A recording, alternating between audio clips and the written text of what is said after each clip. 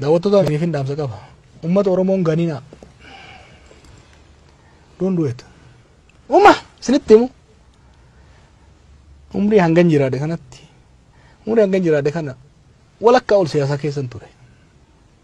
Baay'een arge. Nama Oromoo ganee dabartee fi nagarre ka salphate malee. Sodaattanii, sossobamtanii, doorsifamtanii akka miidiyaatti dhugaa Oromoon jallisina. Kijiba Ormaa waliin tuulina. Dhugaa osoo agartanii ijaan cufatina. Dhugaa Oromoo gara cabxeen hayatu dubbadha. Oromoo irratti zulmiin, hanni, dhiibbaan godhamuun aranee galle. Warra miidiyaatti hin irraanfatina.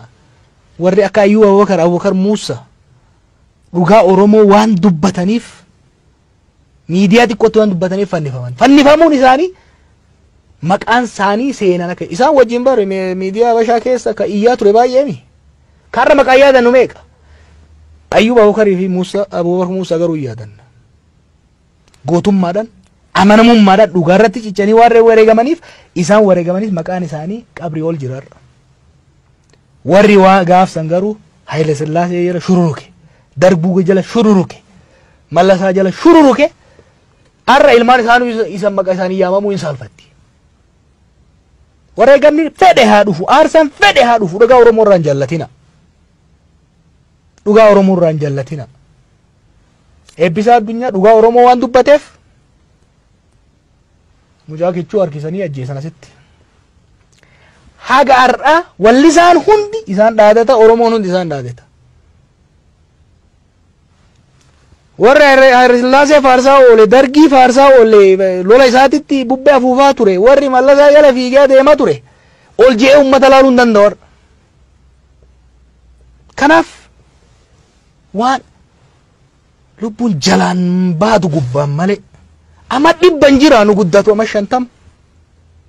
Kanaa jecha namni sodaatee haga fedhee nyaanne boorciin kiyyarra kanarra achi guddatu. Barni wanni dhufu hin jiru.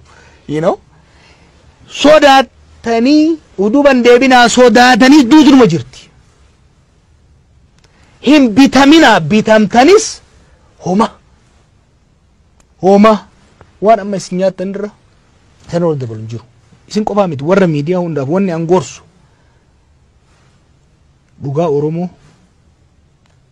Oromoo lafee qabsaa'otaatiin as geessitan. Dhugaa Oromoo seenaa miti bar kaasaa turre. Waan namoonni har'a ittiin qoosan kana bar seenaa miti. Waa'ee Taaddasaa, waa'ee Elemoo, waa'ee Baaroo haa dhiibnu seenaa suni. Waggaa 3, waggaa 4, waggaa 2 dabre kana keessatti nama keenya irratti waan ta'u. Dhuma irratti uummata Oromootiif wanni an dabarsu. Tokkummaa Oromoo kee tokkummaa kee cimsi. Wanni biraa hin dhaqqaba. Qawween osoo caalamnu. Maallaqaan osoo caalamnu, dippiloomaasiin osoo caalamnu